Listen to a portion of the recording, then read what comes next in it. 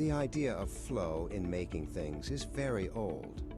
As far back as the 1450s, shipbuilders in Venice, Italy, used a moving assembly line to build ships piece by piece, creating a continuous flow of production. But in the bustling Venetian arsenal of the 16th century, here shipbuilders pioneered interchangeable parts and a continuous flow assembly. In 1574, they astonished King Henry III of France by building a complete galleon under an hour, moving the hull down a channel past workstations. The idea of standardized parts spread. By 1765, French General Jean-Baptiste de Gribeauval championed their use for artillery. His vision was simple but powerful. If every part was identical, cannons could be repaired quickly, right on the battlefield, by swapping a broken piece for a new one. In England, by 1807, Mark Brunel created machines that made identical wooden rope blocks for the Royal Navy in a precise sequence. A few years later, in America, Thomas Blanchard designed a set of 14 machines that could carve complex rifle stocks from wood, passing the piece from one station to the next automatically. But a major problem remained.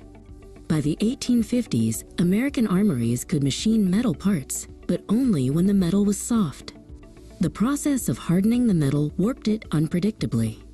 Every single piece then had to be filed by hand to fit, a slow and expensive process. But it was an American innovator named Henry who truly mastered the concept in 1913. He combined three things: perfectly interchangeable parts, work that was the same every time, and a moving line that brought the car to the worker. He called it flow production, and it was a revolution. His factory could build a car in just 93 minutes. The problem? It could only make one product, the Model T, with no options, not even a choice of color. As the world changed, customers wanted variety. Other companies tried to offer different models and colors, but their factories became chaotic. Work was done in large, inefficient batches, and parts sat in huge piles, waiting. 1914, an innovator named Henry combined all these ideas. Using new, stronger steel tools and precise gauges, his factories could finally make hardened metal parts that fit together perfectly, every time. This was the secret to true, large-scale, continuous flow. The next leap came from an unexpected place, the German aircraft industry of the 1930s.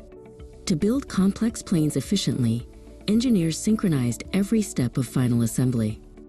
The airplane fuselages moved forward in unison at a precise rhythmic interval, a concept they called takt time. After World War II, this idea traveled to Japan. A team of thinkers at a car company, led by Akio and Kenji, heard about takt time.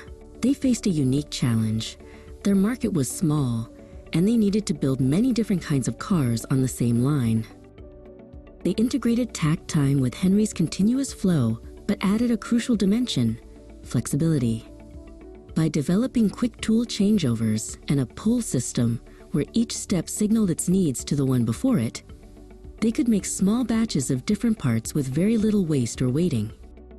For decades, this incredibly efficient system was a well-kept secret. Then, in 1990, a researcher named James and his team published a book that revealed it to the world. They gave this philosophy, born from centuries of trial and error, a new name: lean. Lean. James and his team distilled the philosophy into 5 core principles. First, define what the customer values.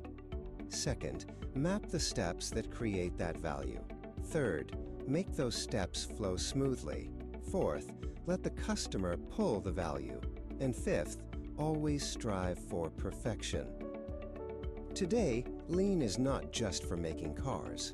It is a way of thinking used in hospitals, software companies, construction sites, and governments around the world to remove waste and create more value for everyone.